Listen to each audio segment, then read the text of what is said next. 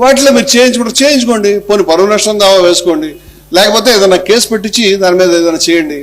కానీ అంటే అవన్నీ కూడా నాకు తెలిసి అడ్వైజబుల్ విషయాలు ఏమి కాదు. మీరు పట్టించుకోకుండా ఉండి మీ ఆచరణ ద్వారా మీరు ప్రజలకు ఎంత గొప్ప మేలు చేస్తున్నారో, సనాతన ధర్మానికి మీరు చెప్తున్న సనాతన ధర్మానికి ఎంత మేలు చేస్తారో చెప్పుంటే బాగుండేది కదా.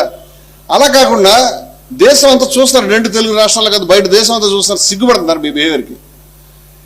ఈ విధంగా ఒక యూట్యూబర్ని కేసులు పెట్టి ఉపా చేస్తే రేపు పొద్దున్న ఆయన పారిపోయాడని ప్రయత్నించి రేపు పొద్దున్న ఎన్కౌంటర్ చేస్తామని చెప్తే మరి దేశం అంతా ఇలాగే నడుస్తుందని అనుకుంటే ఏమి పద్ధతి ఇది? ఇది దారుణం అన్నా కూడా మాటలు సరిపడలేదు. దీనికి చాలా మంది కూర్చుని ఆయన ఎవరితోటో ఎప్పుడో ఉన్నాడు, లేకపోతే ఆ మార్ఫింగ్ వీడియోలు తయారు చేస్తారని చెప్తున్నారు. అదేవిధంగా ఆయన కులం మీద చర్చిస్తారు, శాటిలైట్ ఛానల్స్. సిగ్నల్ లేదు. ఆయన కమ్మవాడా కాదా, ఆయన దళితుడా కాదా, ఇవి అవసరమా? ఆయన కమ్మవాడైతే ఏంటి, దళితుడైతే ఏంటి, కాపు అయితే ఏంటి, ఎవరైతే ఏంటి ఏమైంది?